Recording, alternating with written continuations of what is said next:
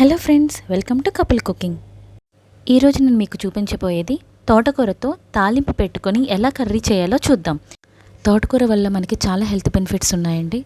అలాగే కాల్షియం కూడా బాగా లభిస్తుంది. ప్రొసీజర్ చూసేద్దాం. ముందుగా ఒక ప్యాన్ తీసుకొని 3 టేబుల్ స్పూన్ ఆయిల్ని యాడ్ చేసుకోవాలి. తాలింపు కోసం చాయ్ మినపప్పు, ఆవాలు, జీలకర్ర, ఎండుమిర్చి, కరివేపాకును యాడ్ చేసుకోవాలి.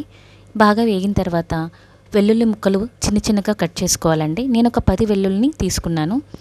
మీ టేస్ట్కి తగ్గట్టు మీరు ఇంకా యాడ్ చేసుకోవచ్చు.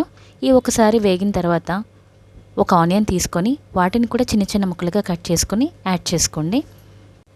ఇప్పుడు నేను తోటకూర ఫ్రెష్గా ఉన్నది తీసుకున్నానండి.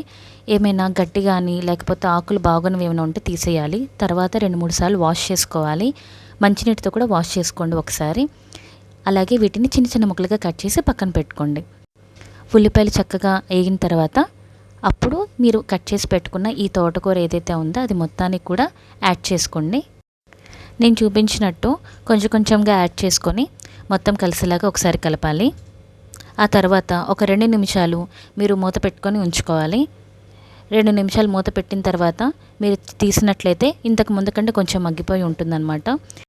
ఇప్పుడు ఒక 1/2 teaspoon salt, 1/2 teaspoon కారం, 1/2 టీ స్పూన్ పసుపు యాడ్ చేసుకుని ఒకసారి కలపాలి. మరొకసారి మీరు మూత పెట్టుకొని ఉంచుకోవాలండి. ఒక 3 మినిట్స్ మీరు మూత పెట్టుకొని ఉంచి ఓపెన్ చేసినట్లయితే ఇలా వాటర్గా కనిపిస్తుంది కదా, ఇలా ఉంటుంది. ఇంకొక 1 మినిట్ ఉంచితే మీకు మొత్తం వాటర్ కూడా అబ్జర్వ్ అయిపోతుంది. సో అప్పుడు స్టవ్ ఆఫ్ చేసేసుకోవచ్చు.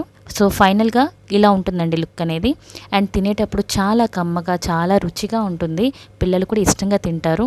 అండ్ ఆరోగ్యానికి చాలా చాలా మంచిది. తప్పకుండా ట్రై చేయండి. ఈ వీడియో మీకు నచ్చినట్లయితే లైక్ చేయండి, షేర్ చేయండి అండ్ సబ్స్క్రైబ్ చేయండి. Thank you so much.